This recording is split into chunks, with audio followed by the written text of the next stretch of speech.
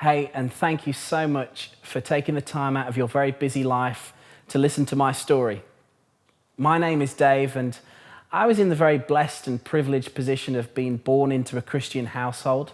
Not only that, but my parents are senior pastors of the church that I belong to. And throughout my childhood, my school years, into my teenage years, I would describe our lives as kissed by grace. However, a chapter in our life turned one day. It started with the untimely death of my grandparents through illness and sickness I believe were taken from us far too early. My mother was born with a degenerative spine and had to have some major back surgery to try and rectify a very complex situation. She had rods and screws fitted all the way along her back. And we thought we were coming out of that season as a family, but little did we know that storm clouds were beginning to gather and our greatest challenge still lied ahead, and it was to do with me. However, being a Christian and having parents as senior pastors of a large church here in England, I didn't drink, I didn't smoke, I didn't take drugs. I could rest my head on a pillow at night being assured that what bad could possibly happen to me? But many of us know that illness, struggle, setback, disease never ask for a polite invitation into your life. It can sometimes turn up one unexpected day, and sometimes with devastating effects. Like most 16-year-old boys, I thought I was invincible. I was too busy living life at speed to entertain any change in my life.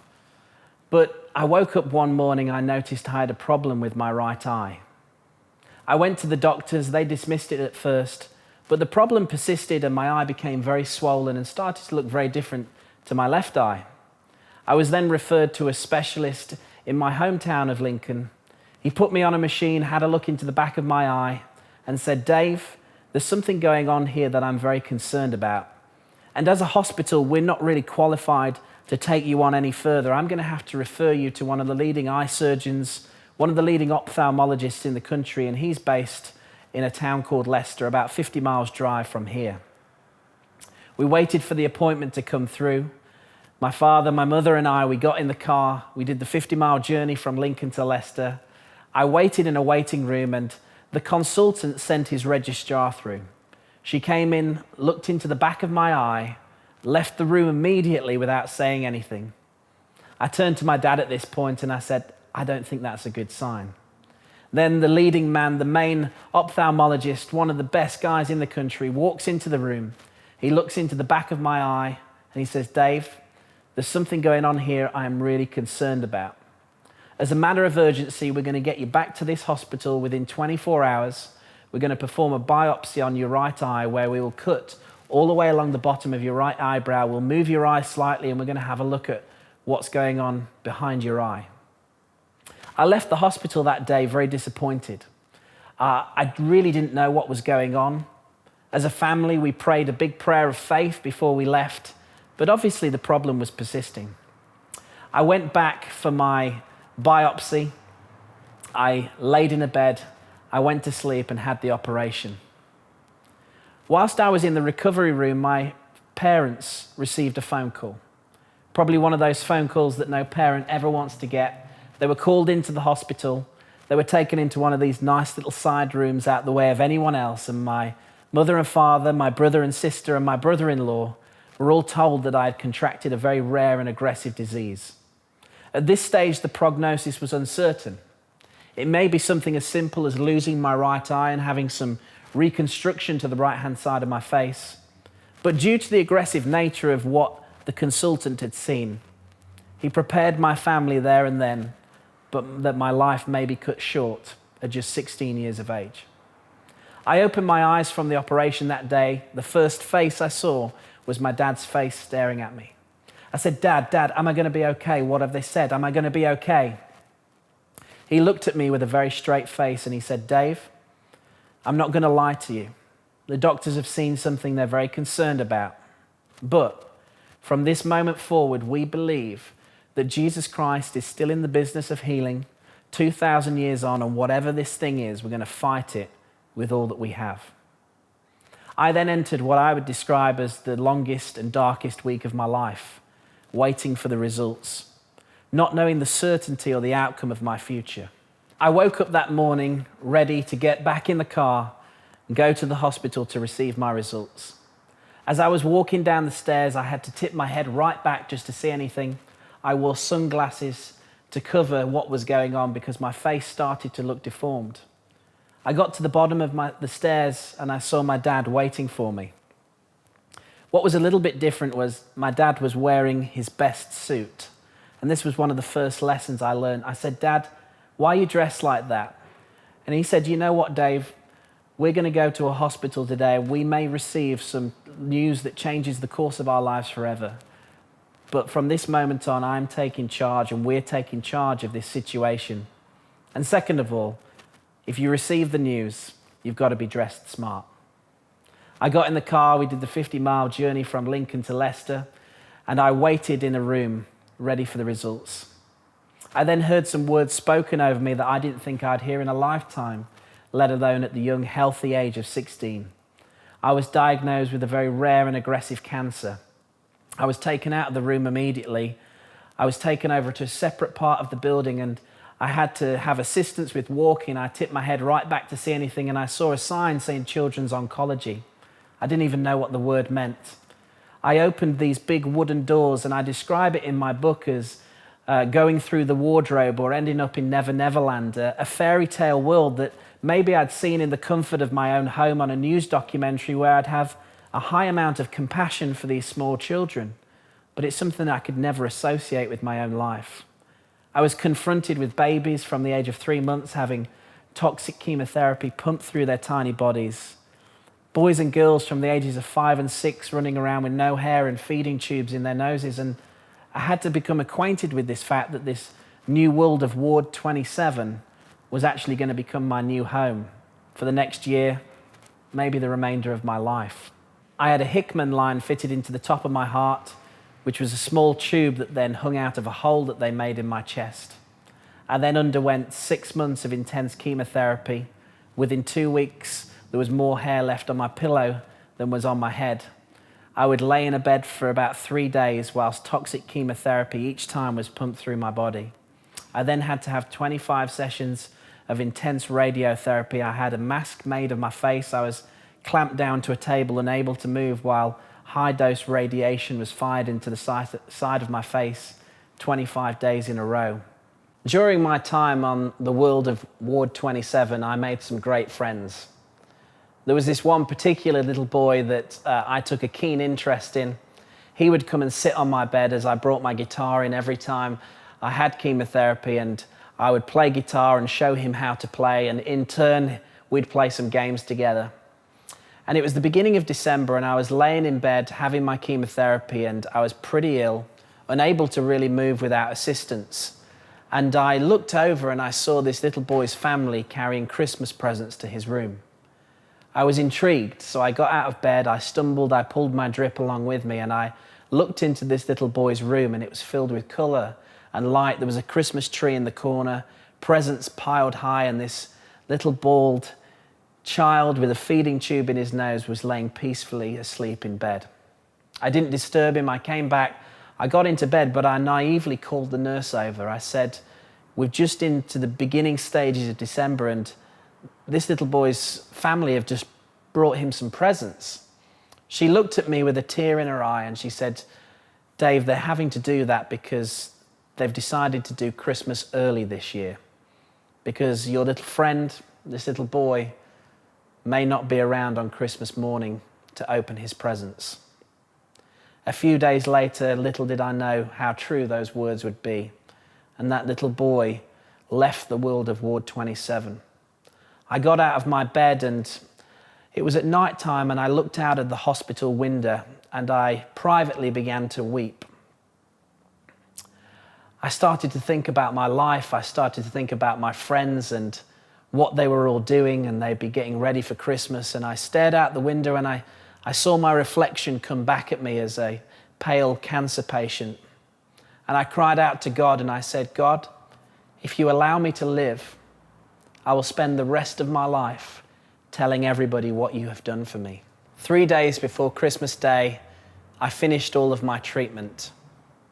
Many years on, I'm now sat here in this room on this stool talking to you, and there's only one reason why I can do that. And that's that in life we're given what's known as the facts.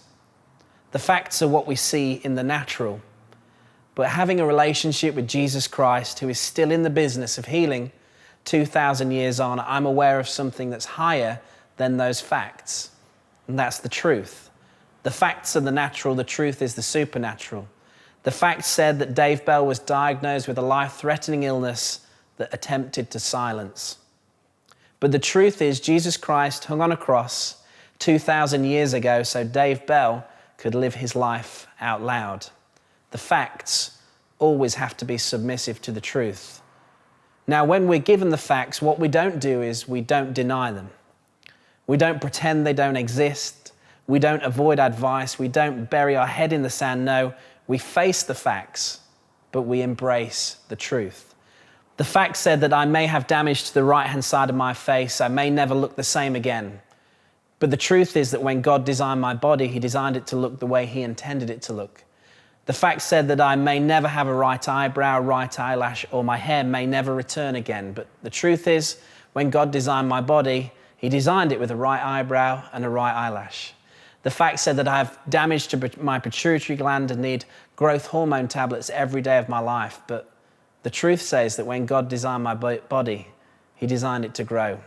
The list of facts was endless, and when I walked out of hospital, I started to think about my future. I thought, you know, if I am to live, my life may have some severe limitations on it. Would I be able to drive? Would I go to university? I didn't really think about getting married because I assumed that nobody could really love me with the titles that were now over my life. But they were just facts.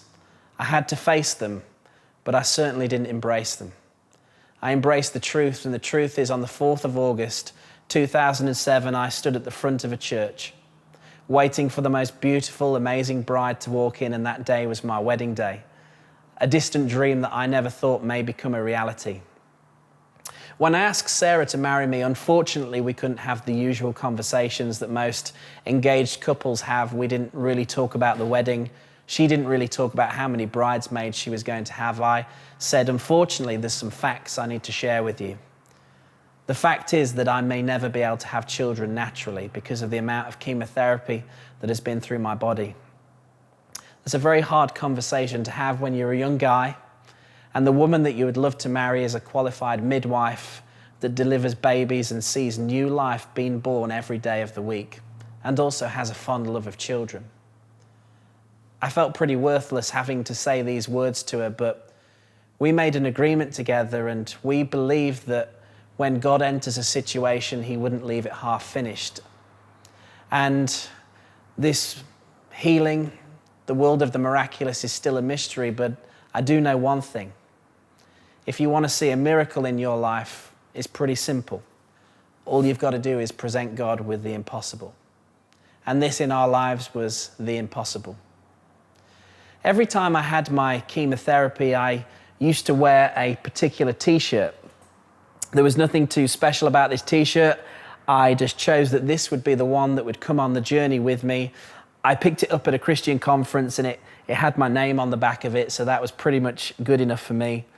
This t-shirt went around all of our prayer teams and they prayed on it, and I would put it on and I would wear it for the 3 days whilst I was in hospital. And this came on the journey with us, and it came back to my parents' house.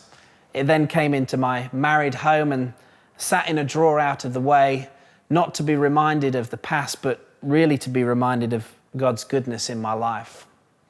But another epic day dawned in my life where my wife and I went to the t-shirt drawer again. We got the t-shirt out and we put it in a bag. We made our way to a hospital and we waited in a hospital room, something I'm very familiar with. But this day was different. Instead of me having to get into the hospital bed and wear the t-shirt, I passed it to my wife.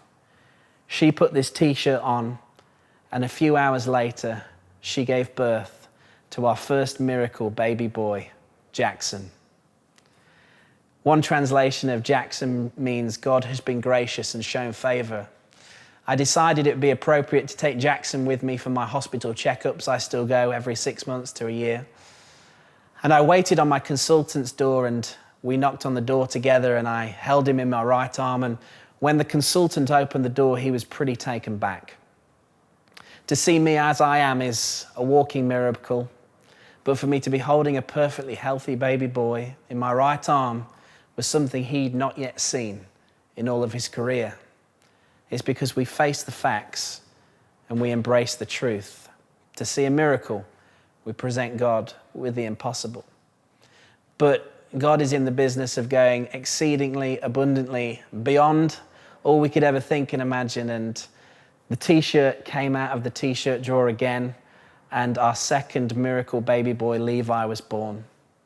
Not only that, but very recently, 9 months ago, the t-shirt came out of the drawer again, and our miracle baby girl, Maya, was also born. I now have a perspective on life that some of us may not yet have. Against all the trends, my favorite time in the week is Monday morning, because I get to wake up, I open my eyes, I breathe in, and I'm so thankful. Thankful for this wonderful and sometimes strange gift called life. Thankful for my wife and my family.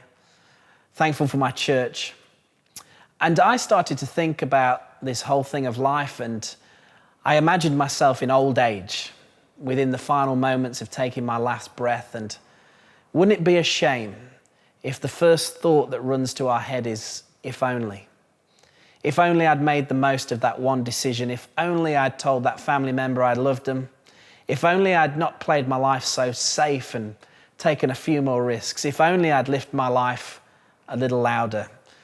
Hopefully together, when we face the facts, we embrace the truth, we can start to turn up the volume in our own lives to change the course that many of us are on for a big if only to what a wonderful life it has been. Thank you so much for listening.